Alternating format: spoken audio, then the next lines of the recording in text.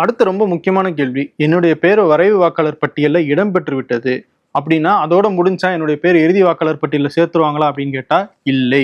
வரைவு வாக்காளர் பட்டியலில் நீங்க எனுமிரேஷன் ஃபார்ம் கொடுத்தாலே சேர்த்துருவாங்க. அது சரியா இருக்கா அப்படின்லாம் செக் பண்ண மாட்டாங்க. அந்த டிராஃப்ட் ஓட்டர் லிஸ்ட் வரைவு வாக்காளர் பட்டியலை 9th டிசம்பர் ரிலீஸ் பண்ணதுக்கு பிறகுதான் உங்களுடைய ஃபார்ம்ஸ் எடுத்து வச்சு இவங்க சரியான டீட்டெயில் கொடுத்துருக்காங்களா அப்படிங்கிறத ஒன்னா செக் பண்ண ஆரம்பிப்பாங்க தேர்தல் அதிகாரிகள். அப்படி அவங்க செக் பண்ணும்போது நீங்க கொடுத்த தகவல் தப்பாக இருக்கு அல்லது நீங்க முழுமையாக அதை ஃபில் பண்ணல, இல்ல ஃபில் பண்ணாமே விட்டுருக்கீங்க அப்படின்னா உங்களுக்கு தேர்தல் ஆணையம் தரப்புல இருந்து இஆர்ஓ ஆஃபீஸர் தரப்புல இருந்து, அதாவது எலக்டோரல் ரெஜிஸ்ட்ரேஷன் ஆஃபீஸர் அவர் தரப்புல இருந்து ஒரு நோட்டீஸ் வரும். அதை பிஎல்ஓ பூத் லெவல் ஆஃபீஸர்ஸ் நேர்ல உங்க கையில கொண்டு வந்து கொடுப்பாங்க.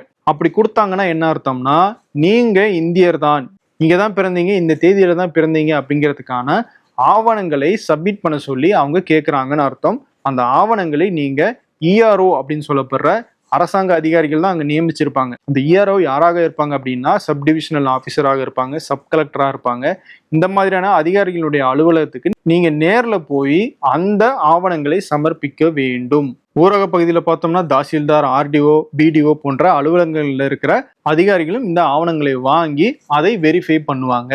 அப்படி நீங்க கொடுத்த ஆவணங்கள் திருப்தியாக இருக்கு அப்படின்னு அவங்க நினைச்சாங்க அப்படின்னா உங்களுடைய பெயரை இறுதி வாக்காளர் பட்டியலில் சேர்த்துருவாங்க.